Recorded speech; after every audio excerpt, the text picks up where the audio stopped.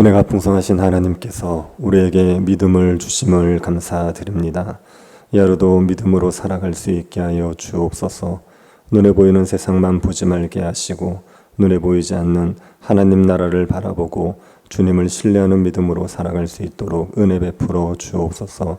말씀으로 우리의 믿음의 눈을 밝혀주시고 하나님 앞에 믿음으로 간구할 수 있도록 성령께서 우리의 기도를 이끌어 주옵소서. 걸어가신 예수님 이름으로 기도드립니다. 아멘. 찬송가 419장입니다. 419장입니다. 통일 찬송가는 478장입니다. 419장입니다.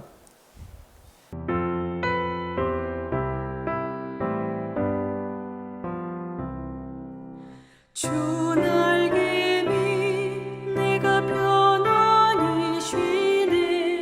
밤 깊고 비바람 몰아쳐도 아버지께서 널 지켜주시니 거기서 편안히 쉬리로다. 주 날개 밑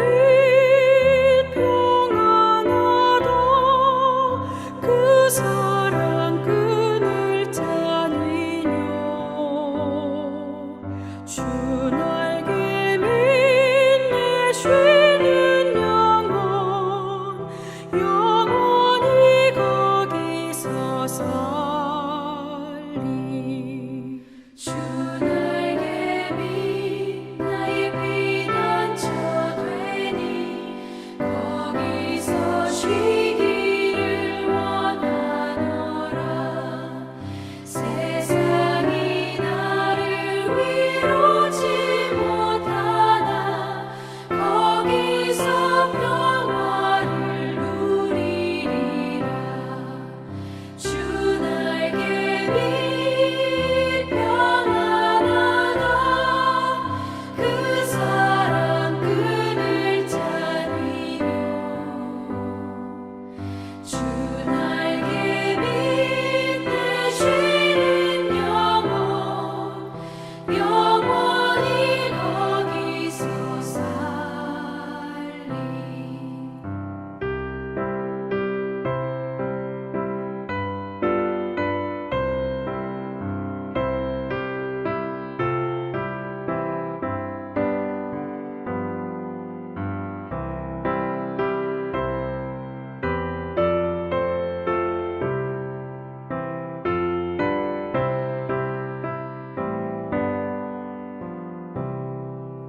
주 날개 밑 참된 기쁨이 있네.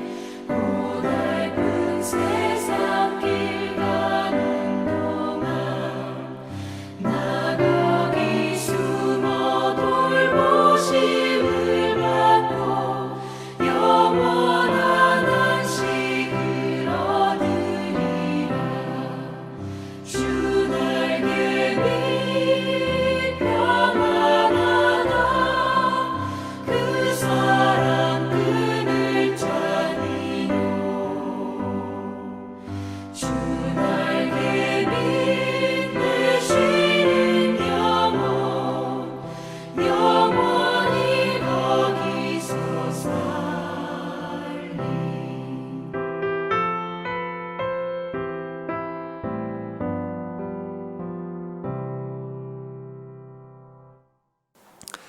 열왕기상 9장 10절부터 14절 말씀입니다. 열왕기상 9장 10절부터 14절 말씀입니다.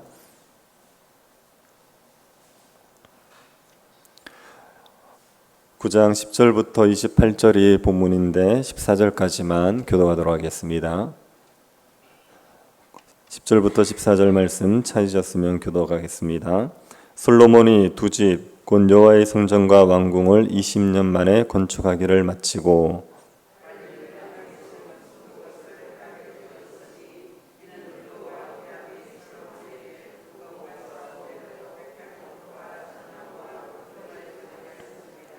히람이 두로에서 와서 솔로몬이 자기에게 준 성읍들을 보고 눈에 들지 아니하여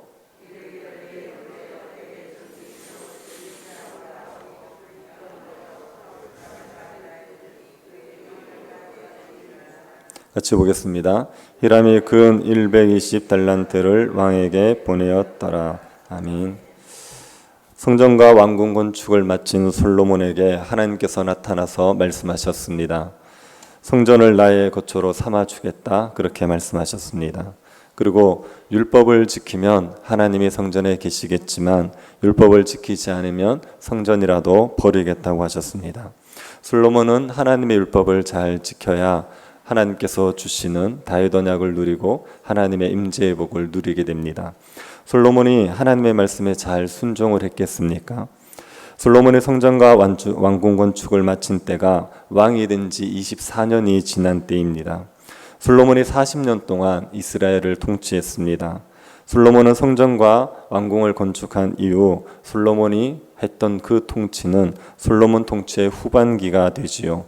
이 후반기 동안 솔로몬의 율법을 잘 순종을 했는지 아닌지를 오늘 본문이 우리에게 말해주고 있습니다. 솔로몬이 성전과 왕궁 건축을 마친 후에 히람에게 갈릴리의 땅 성읍 20개를 주지요. 히람이 솔로몬을 위해서 온갖 소원대로 백향목과 잣나무와 금을 제공했기 때문입니다. 솔로몬은 성전 공사 중에 히람에게 매 해마다 양식을 제공해 줬습니다. 밀 2만 고루, 기름 20고루를 해마다 주었습니다. 그리고 성전과 왕궁 공사 끝난 이후에 히람에게 갈릴리의 성읍 20개를 준 겁니다. 솔로몬이 히람에게 준 20개의 성읍은 별 가치가 없는 성읍입니다. 만약 이 땅이 가치 있는 땅이고 이스라엘 백성들이 소중히 여기는 땅이라면 20개의 성읍을 주는데 이스라엘 백성들이 가만히 있지 않았을 겁니다. 솔로몬의 조치에 대해서 불평을 했을 겁니다. 그런데 히람에게 준 20개의 성읍은 별 가치가 없는 땅이어서 이스라엘 백성들이 불평하지 않았습니다. 대신에 히람이 불평을 하지요. 히람은 그 성읍이 마음에 들지 않았습니다. 그래서 그 땅의 이름을 가불이라고 지었습니다. 가불이라는 것은 가치 없다, 이런 의미입니다. 히람은 자신이 솔로몬에게 제공해 준 것에 비해서 솔로몬이 보답해 준 것이 마음에 들지 않았습니다. 그런데도 히람이 금 120달란트를 솔로몬에게 줍니다. 히람은 땅이 마음에 들지 않았지만 땅을 받고 가만히 있을 수 없어서 금 120달란트를 솔로몬에게 바친 겁니다. 솔로몬의 입장에서는 장사를 잘한 거지요. 히람에게 목재와 금을 원하는 대로 다 받고 쓸모없는 땅을 줬는데 120달란트까지 받았으니 솔로몬 입장에서는 장사를 잘한 겁니다. 하지만 히람의 입장에서는 손해를 본 겁니다. 마음에 흡족하지 않은 거래를 한 것입니다. 히람은 울며 겨자 먹기로 이런 거래를 했습니다. 왜 그렇습니까? 솔로몬이 힘이 있으니까요. 솔로몬에게 잘 보여야 되니까 이런 불평등 거래를 하게 된 겁니다. 이건 솔로몬이 지혜롭게 행하지 않았다는 것을 보여줍니다. 지혜롭다는 것은 공의롭다는 말입니다. 자신만 만족하는 것이 아니라 다른 사람들도 다 같이 만족할 수 있게 하는 게 지혜로운 겁니다. 그런데 솔로몬은 만족스럽지만 히람은 만족스럽지 않은 거래를 했으니 솔로몬이 지혜롭게 행하지 않은 겁니다. 그리고 솔로몬은 역군을 일으킵니다. 솔로몬은 집권 초반부터 역군을 일으켰습니다. 성전을 짓고 왕궁을 짓는다고 역군을 일으켰지요. 그런데 솔로몬이 성전과 왕궁만 지은 것이 아닙니다. 여러 성을 지었습니다. 15절을 한번 보시기 바랍니다. 솔로몬 왕이 역군을 일으킨 까닭은 이러하니 여호와의 성전과 자기 왕궁과 밀로와 예루살렘 성과 하솔과 무깃도와 게셀을 건축하려 하였음이라. 솔로몬이 성전과 왕궁 외에 밀로를 건축했습니다. 밀로는 채우다라는 뜻으로 다윗 성과 성전 구역 사이에 흙으로 세운 언덕이나 요새화된 망대를 가리키는 것으로 봅니다. 이 밀로의 건축은 바로의 딸을 위한 궁궐을 짓는 것과 관련이 있었습니다. 24절을 한번 보십시오.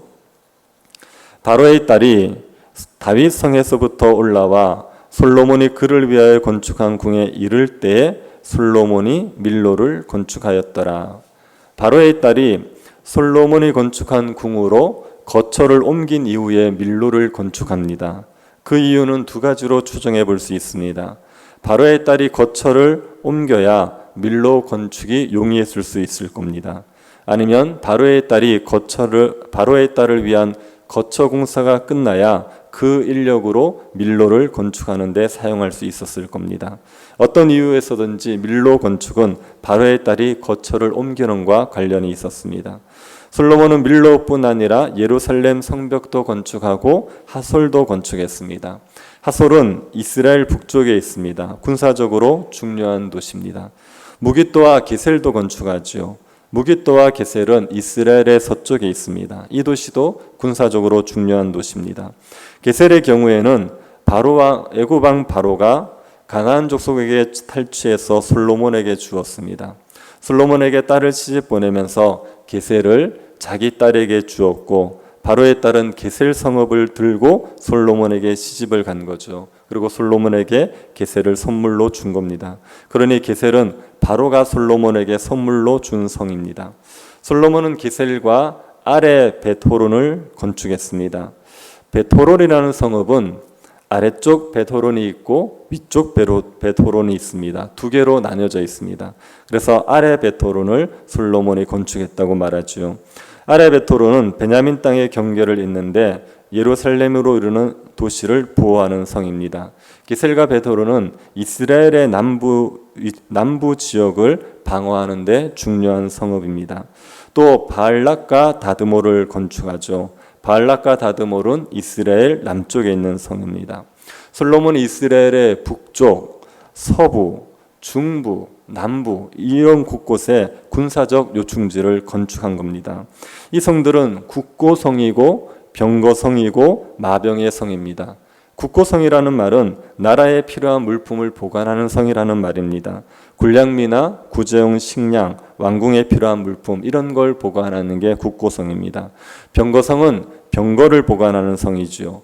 마병의 성은 말과 군사들이 거하는 성입니다. 군사적으로 중요한 성을 말하는 겁니다.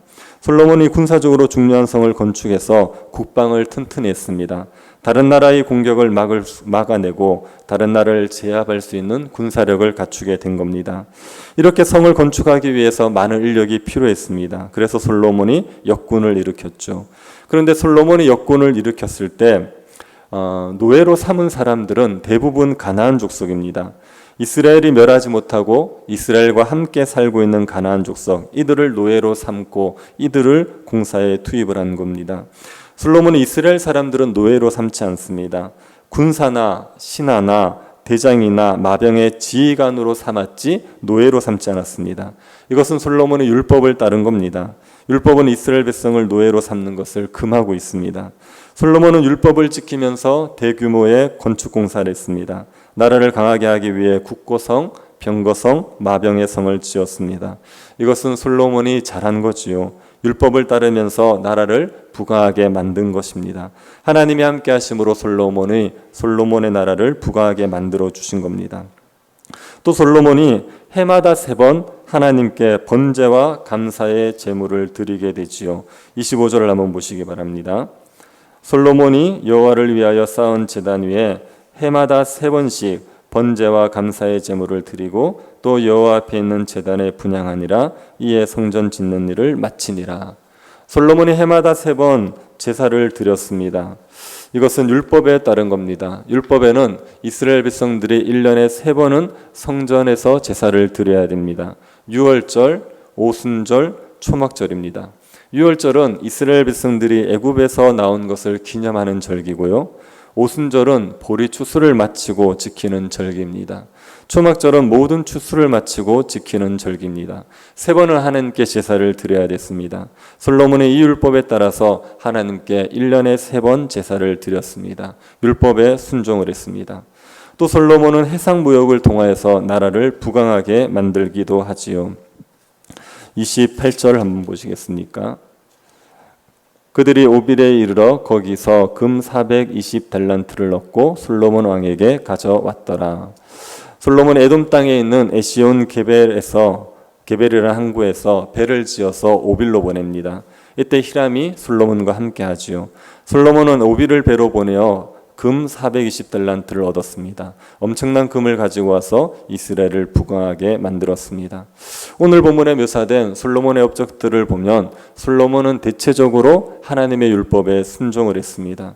그래서 이스라엘이 부강한 나라가 되죠. 강한 나라, 부유한 나라가 되었습니다. 그런데 이 솔로몬의 통치가 전반기와는 약간의 차이가 있는 것을 발견하게 됩니다.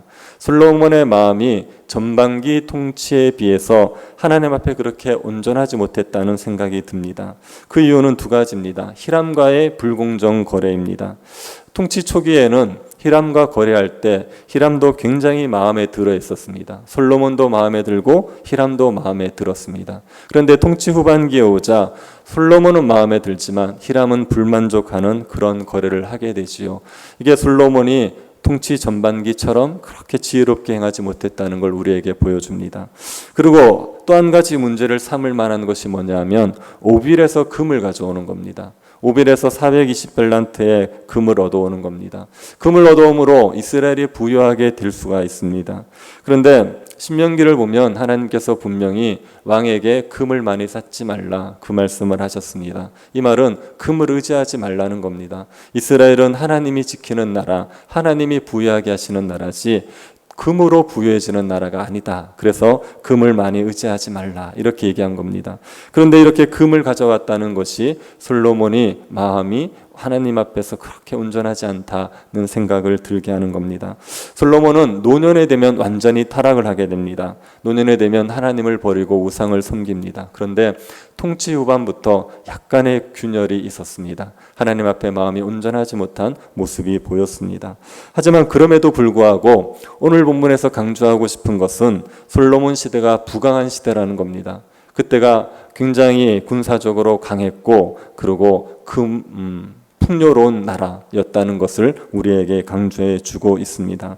이스라엘이 이렇게 부강한 나라였다는 것은 하나님 나라가 얼마나 부강한 나라인지를 보여주는 겁니다. 하나님 나라는 강한 나라입니다. 악한 세력에서 얼마든지 하나님의 백성들을 보호할 수 있는 강한 나라입니다. 그리고 하나님 나라는 부유한 나라입니다. 가난한 자가 없는 나라, 평강과 기쁨이 가득한 나라가 하나님의 나라입니다.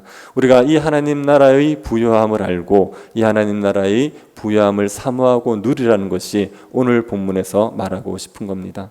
하나님께서 함께 하시면 우리에게 부유함이 있습니다. 하나님이 함께 하시면 우리는 강함을 누릴 수가 있습니다. 예수 그리스도를 믿는 믿음 안에 굳게 서면 이 하나님 나라의 복을 얼마든지 누릴 수가 있습니다.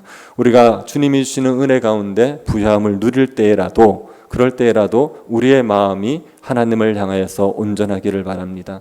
우리가 아무리 풍요롭게 살아도 아무리 부유하게 살아도 하나님을 향한 마음은 변하지 않는 그런 신실한 백성들 될 수 있기를 간절히 바랍니다. 자비하신 하나님, 우리를 하나님 나라 백성 되게 하신 것을 감사드립니다. 주님이 주시는 부유함, 주님이 주시는 강함을 마음껏 누리며 살아가는 백성들이 되게 하여 주옵소서. 몸된 교회 속에서 하나님 나라의 부유함을 맛볼 수 있을 은혜를 허락하여 주옵소서. 우리에게 주께서 은혜를 베풀어 주실 때 우리의 마음이 변하지 않게 하여 주시고 하나님을 향하여 온전할 수 있도록 은혜 다하여 주옵소서. 걸어가신 예수님 이름으로 기도드립니다. 아멘. 하늘에 계신 우리 아버지여, 이름이 거룩히 여김을 받으시오며 나라의 임하옵시며 뜻이 하늘에서 이룬 것 같이 땅에서도 이루어지이다. 오늘날 우리에게 일용할 양식을 주옵시고 우리가 우리에게 죄 지은 자를 사하여 준 것 같이 우리 죄를 사하여 주옵시고 우리를 시험에 들게 하지 마옵시고 다만 악에서 구하옵소서.